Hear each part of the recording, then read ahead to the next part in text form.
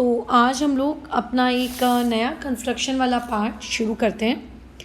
देखो, जो last class में हमने मतलब लास्ट जितनी भी क्लासेस हुई उनमें हमने अभी तक क्या क्या सीखा एक बार रिकॉल कर लेते हैं।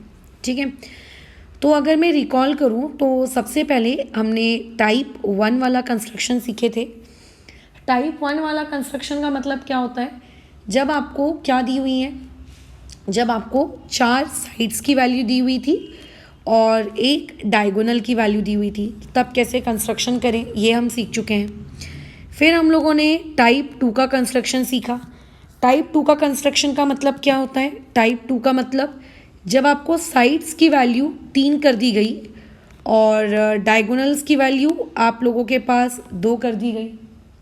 फिर उसके बाद हम लोगों ने हाउ टू ड्रॉ एंगल्स ये वाली चीज़ सीखी है ना। हमने टाइप 3 पढ़ने से पहले how to draw angles using compass हमने ये वाली चीज़ पहले सीखी।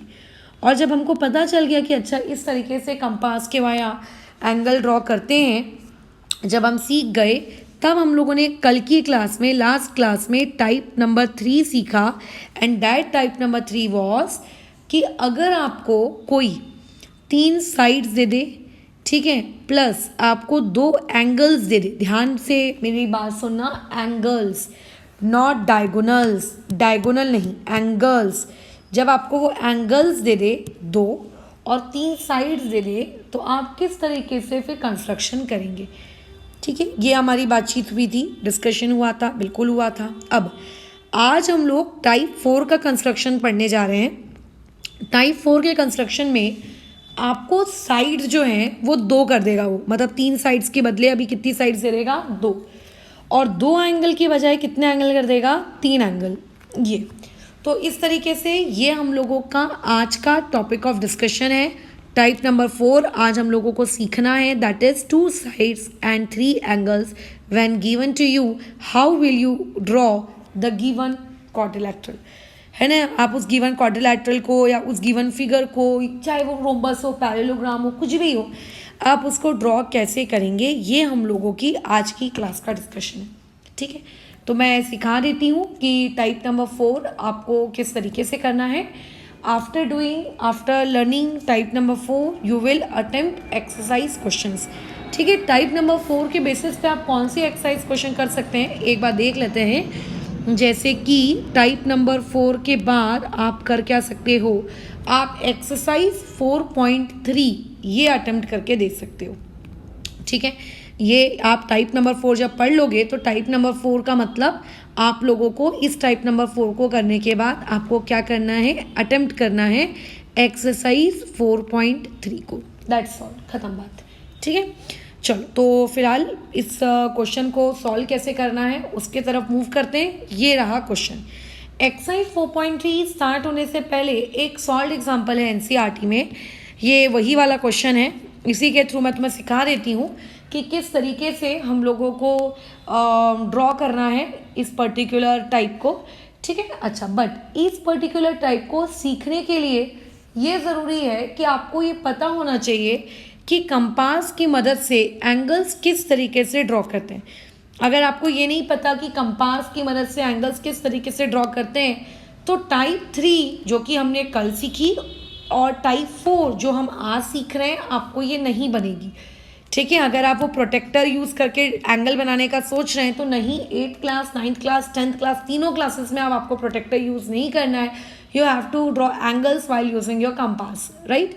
तो इसके लिए आप थोड़ा सा, अगर आपको एंगल ड्रॉ करना नहीं आता है, वैसे तो सिखा दिए हम, अगर नहीं आता है तो इसके डिस्क्रिप्शन में मैं लिंक डाल दूंगी। ठीक है, अच्छा, और अगर लेट से मैं डालना भूल गई तो पहले मुझसे मांग लेना और उसके बाद ही इस काम को आगे अटेम्प्ट करना, अदरवाइज आगे मत जाना। चलो शुरू करते हैं। सबसे पहले तो देखो, आपको जो ड्रॉ करना चाहिए वो हमेशा ड्रॉ करना चाहिए रफ फिगर। रफ फिगर आपको सारी इंफॉर्मेशन दे देगा कि क्वेश्चन को अटेम्प्ट कैसे करें। आपको एक क्वाड्रिलैटरल बनाना है जिसका नाम है MIST, मिस्ट। आप उस मिस्ट नामक क्वाड्रिलैटरल को ड्रॉ करेंगे। तो चलिए बनाते हैं। ये हम लोगों ने बना लिया एक लाइन, ये बना ली हम लोगों ने दूसरी लाइन, ये बना ली हमने तीसरी लाइन और ये बना ली हमने चौथी लाइन। आड़ा तिरछा इसको मैंने नाम दे दिया M, इसको नाम दे दिया मैंने I, इसको नाम दे दिया मैंने S, इसको नाम दे दिया T, है ना। ज़रूरी नहीं है कि मैडम आपने I यहाँ लिया है तो हम भी I यहाँ लेंगे, आप I यहाँ ले सकते हो।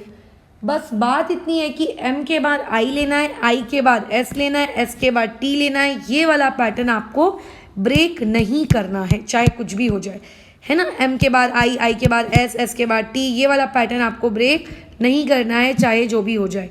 अब आप मार्किंग कर लीजिए कि आपको कौन कौन सा डेटा गिवन है। तो देखिए MI ये आपको दिया हुआ है, ये डेटा आपको दिया हुआ है कितना 3.5, ये मैंने मार्किंग कर ली कि ये मुझको दिया है 3.5 सेंटीमीटर। I से लेकर S ये वाला डेटा मैं मार्क कर लेती हूँ, तो ये वाला डेटा मुझे मिल जाएगा, बोलो कितना 6.5 सेंटीमीटर। और भी कुछ गिवन है क्या? हाँ मुझे गिवन है एंगल M मुझको गिवन है कितना 75 डिग्री, एंगल I मुझको गिवन है बोलो कितना 105 डिग्री, और एंगल S मेरे पास गिवन है बोलो कितना 120 डिग्री। ठीक है, इस तरीके से। अब देखो इसको ड्रॉ कैसे करें, मतलब इसकी स्टेप्स कैसी है। तो सबसे पहले स्टेप नंबर 1 जो आपको कंस्ट्रक्शन के लिए ज़रूरी है, आपको एक बेस डिसाइड करनी है, आपको एक लाइन ड्रॉ करनी है ना, जिसके ऊपर आप एंगल ड्रॉ करोगे, ड्रॉ अ बेस।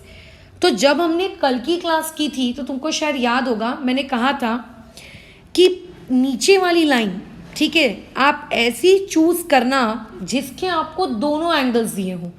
तुम्हें याद होगा, अगर तुमने कल का टाइप नंबर 3 सीखा है तो मैंने कहा था आपको एक ऐसी लाइन चूज़ करनी है जिसके ऊपर के आपको दोनों एंगल्स दिए हों, वो पर्टिकुलर लाइन आपको क्या करनी है, चूज़ करनी है। आप ऐसी लाइन चूज़ करिएगा, मैंने यही कहा था। अब अगर आप ध्यान से देखेंगे और मेरे कल की बातों वाले वर्ड्स पे अगर आप फोकस करेंगे तो इस बार आपको MI ये भी आप चूज़ कर सकते हो। क्यों? क्योंकि मैडम मुझे एंगल M भी दिया हुआ है, मुझे एंगल I भी दिया है, तो मैं M भी ले लूँ, I भी ले लूँ, कोई फ़र्क नहीं पड़ता, दोनों दिए हैं मुझको, मैं MI ले लेता हूँ, MI ड्रॉ कर लेता हूँ। मैं कहूँगी ठीक है कर लो। लेकिन एक दूसरा स्टूडेंट तभी आ गया झगड़ने कि मैडम I से लेकर S भी तो आपको दिया है, आप IS को भी तो एज अ बेस ले सकती हो, देखो IQ वाला एंगल भी दिया है, S वाला एंगल भी दिया है। फिर मतलब इस बार मुझको टोटल कितनी बेसेस दी हुई हैं, इस बार मेरे को दी हुई हैं टोटल कितनी बेसेस, इस बार मेरे को दी हुई हैं टोटल 2 बेसेस। अच्छा ठीक है, तो अब मैं क्या करूं, क्योंकि दोनों की मुझे दोनों एंगल्स पता है, तो ये आपकी चॉइस है, आप किसी को भी बेस ले सकते हैं, कोई आपत्ति नहीं है, कोई दिक्कत नहीं है, बहुत ही अच्छा आपकी सुखद जर्नी रहेगी, है ना। अच्छा फॉर एग्जाम्पल मान के चलते हैं मैंने MI को मेरा बेस ले लिया, 3.5 सेंटीमीटर का है, मैंने ये देखिए 3.5 सेंटीमीटर लेट से ड्रॉ कर दिया, ये हो गया मेरा 3.5 सेंटीमीटर, ठीक है। अच्छा तो ये M हो गया, ये हो गया I, ये हो गया यहाँ से यहाँ तक की मार्किंग, ये मैंने ऐसी मार्किंग इसको ड्रॉ कर दी कि ये कितना सेंटीमीटर हो गया, ये हो गया 3.5 सेंटीमीटर। अब आगे क्या, अब आगे ये कि कई लोगों को लगता है कि अच्छा मैडम IS भी तो 6.5 दिया है, वो बंदा क्या करता है I पे रख के आर्क मार लेता है। नहीं करना। अगर आपको किसी पॉइंट पे कितनी की लाइन सेगमेंट का आर्क मारना है ये भी दिया हुआ है, और किसी पॉइंट से आपको कितने का एंगल ड्रॉ करना है आपको ये भी दिया है, सबसे पहले आप एंगल ड्रॉ करेंगे, पहले आप लाइन सेगमेंट का आर्क नहीं मारेंगे, ठीक है। इसको कहीं लिख के रख लेना अपनी कॉपी वगैरह के ऊपर। ये मैंने देखा है कई बच्चे मिस्टेक करते हैं, पढ़ाते वक्त तो उनको समझ में आता है अच्छा ये ऐसे किया वैसे किया, बट जब फाइनल पेपर में उनको एग्ज़ाम देना होता है तो वो गलतियाँ करते हैं। कैसी?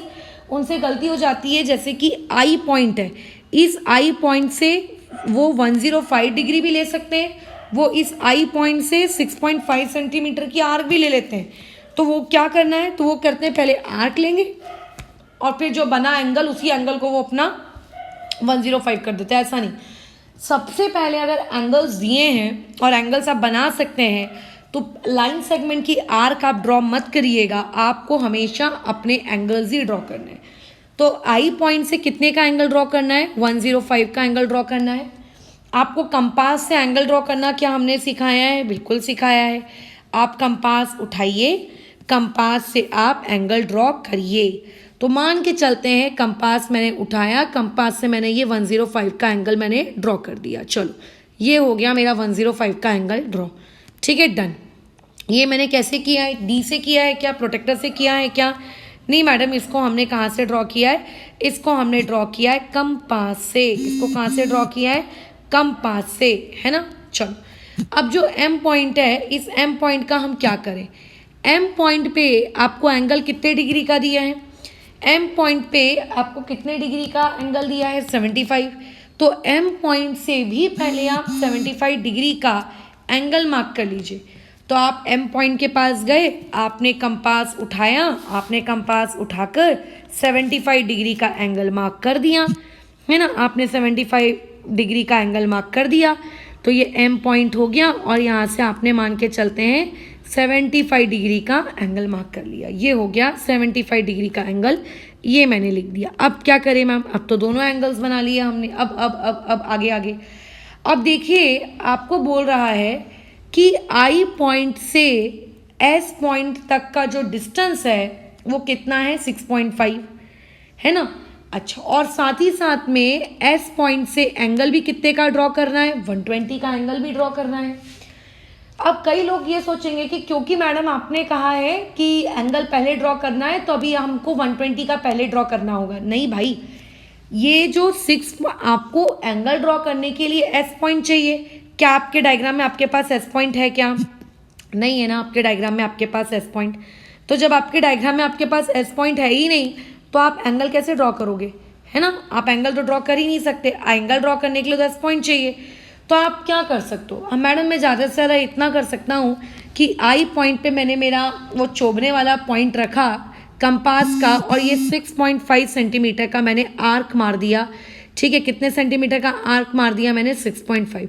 तो ये जो 6.5 सेंटीमीटर का आर्क आएगा ना, ये 6.5 सेंटीमीटर का आर्क बेसिकली आप लोगों का कौन सा पॉइंट कहलाएगा? ये कहलाएगा आपका पॉइंट नंबर एस। ठीक है, ये कहलाएगा एस। मतलब पहले क्या किया? एक बेस ड्रॉ की, उसके बाद क्या किया? बेस ड्रॉ करने के बाद हम लोगों ने दोनों बेस एंगल्स बना लिए, और उसके बाद लाइन सेगमेंट की मार्किंग कर दी। उसके बाद हम लोगों ने क्या कर दी? लाइन सेगमेंट की मार्किंग कर दी। लेकिन क्या मेरा डायग्राम बन गया? नहीं बना। क्यों नहीं बना मेरा डायग्राम अभी तक? क्योंकि मैडम रफ डायग्राम के अकॉर्डिंग तो एस से मुझे कितना डिग्री बनाना है? 120 डिग्री। एस से मुझे कितना डिग्री बनाना है? 120 डिग्री। अच्छा, ऊपर से मैं एक बात बता दूं, ये जो लाइन अपन बनाते हैं ना एंगल वाली, इसको थोड़ा लंबा खींच दिया करो। ठीक है, इसको ऐसे थोड़ा लंबा खींच दिया करो। छोटा हो जाएगा वो एक बेकार ऑप्शन, मतलब बेकार चीज़ है।